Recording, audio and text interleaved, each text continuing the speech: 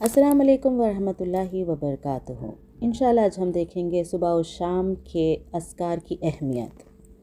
اگر ہم چاہ رہے ہیں کہ ہماری زندگی خوشیوں سے بھر جائے تو ہمیں چاہیے کہ ہم صبح و شام کی صحیح اذکار پابندی کے ساتھ صبح اور شام اس کو پڑھنا چاہیے۔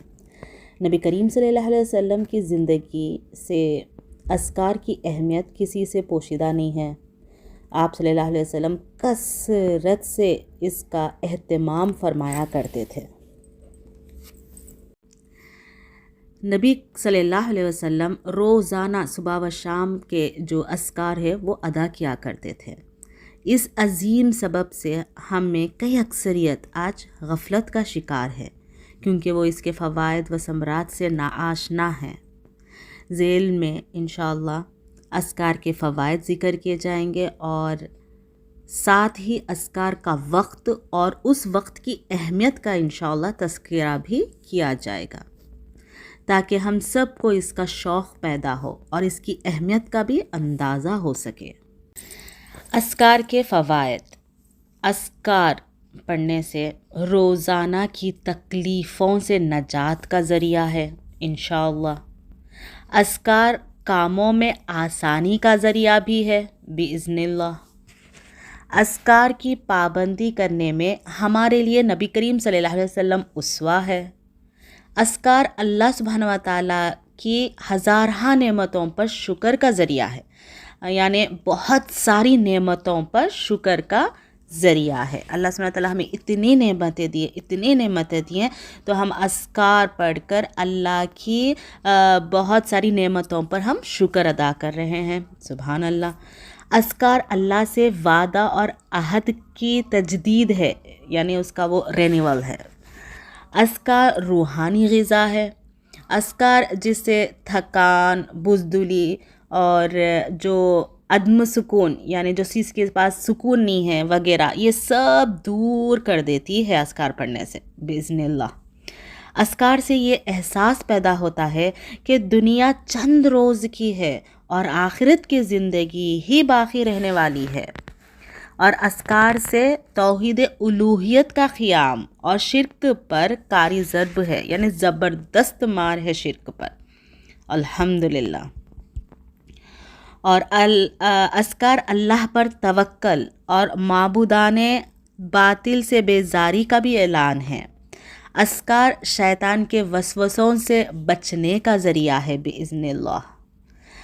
اذکار ہر قسم کے شر سے محفوظ رکھنے کا ذریعہ ہے۔ سبحان اللہ۔ صبح و شام کے اذکار کی اہمیت کی وجوہات دیکھیں گے ہم انشاءاللہ قرآن اور حدیث کی روشنی میں۔ قرآن کا حکم ہے، یعنی اللہ سبحانہ تعالیٰ فرماتے ہیں سورہ مومن سورہ نمبر 40 ورس نمبر 58 میں اللہ سبحانہ تعالیٰ کا ارشاد ہے۔ اللہ تعالیٰ فرماتے ہیں وَسَبِّحْ بِحَمْدِ رَبِّكَ بِالْعَشِيِّ وَالْإِبْكَارِ، اس کا ترجمہ ہے، اور صبح شام اپنے پروردگار کی تسبیح اور حمد بیان کرتے رہو۔ یعنی ہمیں چاہیے، ہم سب کو چاہیے کہ صبح شام اللہ سبحانہ تعالیٰ کی خوب حمد و ثنا کرنا چاہیے، خوب اللہ سبحانہ تعالیٰ کی تسبیح بیان کرنا چاہیے۔ انشاءاللہ ہم حدیث دیکھیں گے۔ نبی کریم صلی اللہ علیہ وسلم کی سنت صحیح مسلم کی حدیث نمبر 373 میں منشن ہے۔ عائشہ رضی اللہ تعالیٰ عنہ فرماتی ہے کہ نبی کریم صلی اللہ علیہ وسلم ہمیشہ اللہ کا ذکر کیا کرتے تھے۔ سبحان اللہ۔ تو ہمیں بھی چاہیے کہ ہم بھی ہمیشہ اللہ کا ذکر کرنا چاہیے، ہماری زبان تر ہو جانا ذکر سے، اللہ سبحانہ تعالیٰ کے ذکر سے۔ تاریخ میں صحابہ اور تابعین اور ائمہ کا بھی یہ اہتمام تھا۔ سبحان اللہ۔ ابن تیمیہ رحمۃ اللہ علیہ فجر کے بعد لمبا ذکر فرماتے۔ لوگوں نے کہا اتنا وقت ذکر میں نہ لگائیے تاکہ دیگر مشغولات اور کارناموں میں زیادہ وقت دیا جا سکے۔ تو ابن تیمیہ رحمہ اللہ کیا فرمائے ہوئے پتہ ہے؟ انہوں نے کہا سارے کاموں کی طاقت کا راز یہ صبح کے اذکار ہی تو ہے۔ سبحان اللہ۔ تو ماشاءاللہ، تو دیکھیے سارے کاموں کی یہ طاقت ہے اذکار، جو الحمدللہ طاقت کا راز جو ہے، دن بھر جو ہم انرجی ہمارے اندر آ جاتی، جو اسٹرینتھ سے ہم جو دوسرے دن بھر کے جو کام کرتے اس کی پوری یہ ایک ایک وہ ہے، ایک اسٹرینتھ بن جاتی ہے الحمدللہ اذکار پڑھنے سے. یہ صبح کے اذکار ہی تو ہے، سبحان اللہ. اور جن، جادو اور نظر بد سے بھی بچاؤ ہے اذکار پڑھنے سے.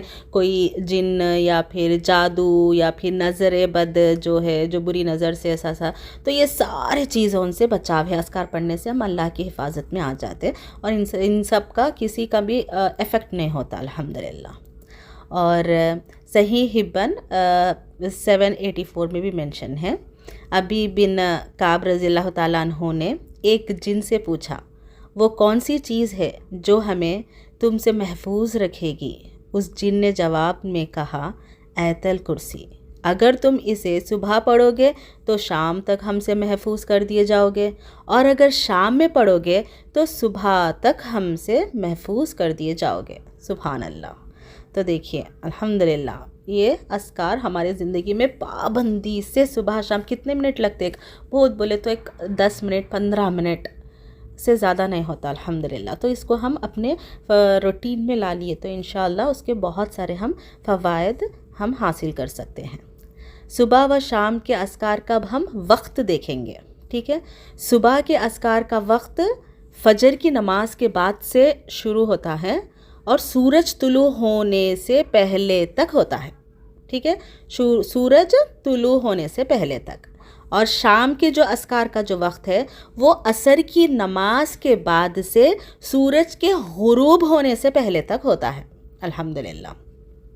لیکن اگر کوئی ان اوقات میں اگر پڑھنا بھول جائے یا کوئی ایسی عارضہ پیش آ جائے تو صبح کے اذکار سورج طلوع ہونے کے بعد بھی اور شام کے اذکار بھی سورج غروب ہونے کے بعد بھی پڑھ سکتے ہیں. ایسا کچھ بھی نہیں ہے. ٹھیک ہے، کیونکہ اس معاملے میں گنجائش ہے اور سختی نہیں کی گئی ہے. اگر وہ وقت بیزی ہے یا پھر بھول گئے ہم سڈن تو ایسا کچھ بھی ہو سکتا، پھر کچھ بھی وجوہات ہو سکتی ہے. تو اس لیے ہم اس کے بعد بھی سورج غروب ہونے کے بعد بھی رات میں شام کے وقت یا پھر صبح سورج سورج طلوع ہونے کے بعد بھی ہم اس کا اہتمام کر سکتے ہیں. اس میں کوئی گنجائش یا پھر سختی نہیں ہے. ٹائم کی اہمیت صبح کے وقت دیکھیے، یہ جو صحیح مسلم کی روایت ہے اور کہ ابن مسعود رضی اللہ تعالیٰ عنہ کے گھر پر مہمان آ کر کہتے ہیں کہ ہم سمجھ رہے تھے کہ گھر والے آرام کر رہے ہوں گے، کہیں ہم مخل نہ ہو جائے. تو ابن مسعود رضی اللہ تعالیٰ عنہ نے جواب دیا ہے کہ ابن مسعود اور اس کے گھر والے اتنے بھی غافل نہیں ہیں کہ وہ صبح کی برکتوں سے محروم ہو کر سوتے رہے. سبحان اللہ. یہ صحیح مسلم کی حدیث نمبر 822 ہے. ٹھیک ہے، اذکار کا اصل فائدہ تب ہی ہوگا جب ہم سب اس کو سمجھ کر پڑھیں گے انشاءاللہ. اب اللہ سبحانہ تعالیٰ سے میں دعا کرتی ہوں کہ اللہ سبحانہ تعالیٰ ہم سب کو اذکار کو پابندی کے ساتھ پڑھنے والا بنا دے. آمین.